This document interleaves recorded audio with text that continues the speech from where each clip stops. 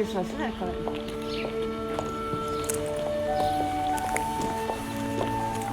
Ancien combattant.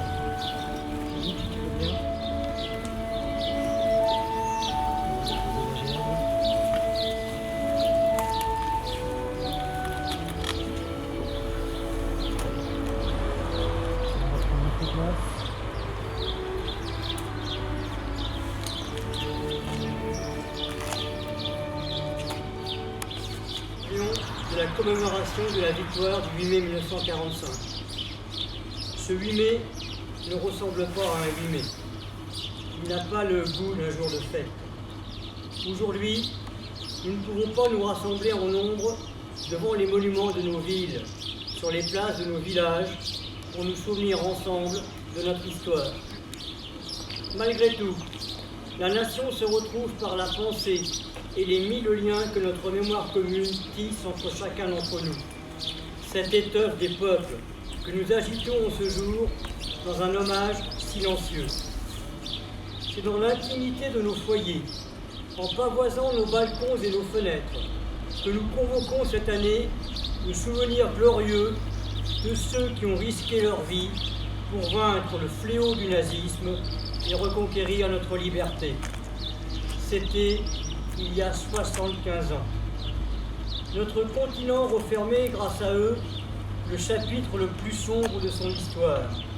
5 années d'horreur, de douleur, de terreur.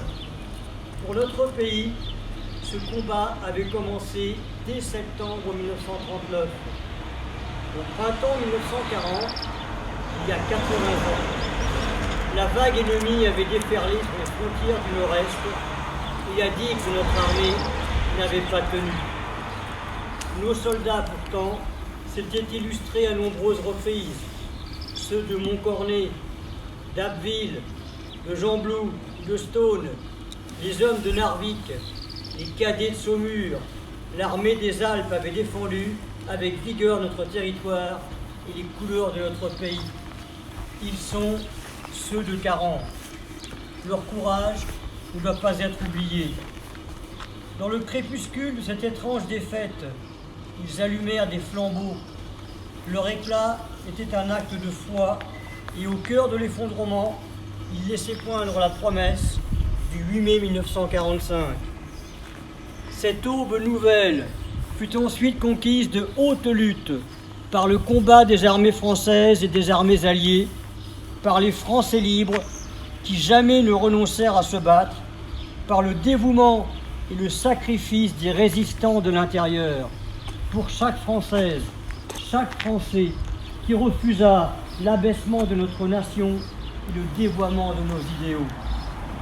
La grande alliance de ces courages permit au général de Gaulle d'asseoir la France à la table des vainqueurs.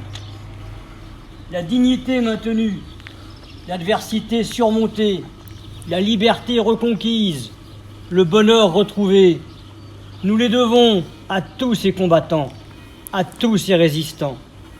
À ces héros, la nation exprime son indéfectible gratitude et sa reconnaissance éternelle.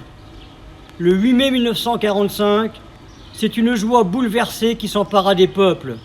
Les drapeaux ornaient les fenêtres, mais tant d'hommes étaient morts, tant de vies étaient brisées, tant de villes étaient ruinées.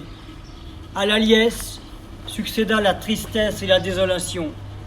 Avec le retour des déportés, les peuples découvrirent bientôt la barbarie nazie dans toute son horreur. Rien, plus jamais, ne fut comme avant. La fragilité révélée de nos villes et de nos civilisations nous les rendit plus précieuses encore. Au bout de cette longue nuit qui avait traversé le monde, il fallait que l'humanité relevât la tête. Elle venait de découvrir, horrifiée, qu'elle pouvait s'anéantir elle-même et lui fallait désormais refaire le monde de fond en comble ou, à tout le moins, empêcher que le monde ne se défasse, selon le mot de Camus. Ce fut l'heure, en France, de l'union nationale pour fonder les beaux jours annoncés par le Conseil national de la résistance et bientôt retrouvés. L'heure, en Europe, de l'effort commun pour bâtir un continent pacifié et fraternel. l'heure dans le monde de construire les Nations Unies et le multilatéralisme. Aujourd'hui, nous commémorons la victoire de ce 8 mai 1945, bien sûr, mais aussi et surtout la paix qui l'a suivie. C'est elle la plus grande victoire du 8 mai, notre plus beau triomphe, notre combat à tous, 75 ans plus tard. Vive la République, vive la France. Je vais vous demander maintenant d'observer 1 minute de silence en la mémoire de nos combattants.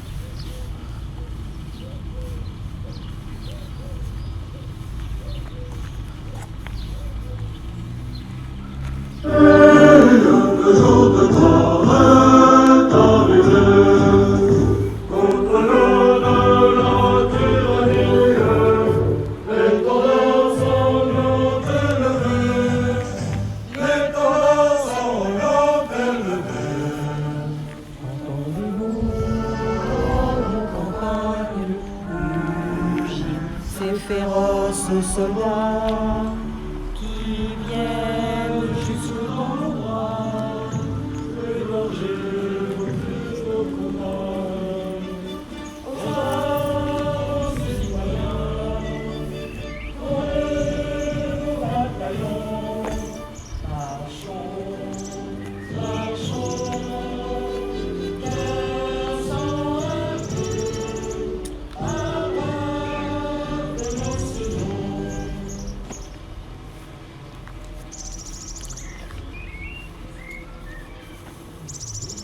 Voilà, comment c'est terminé une cérémonie.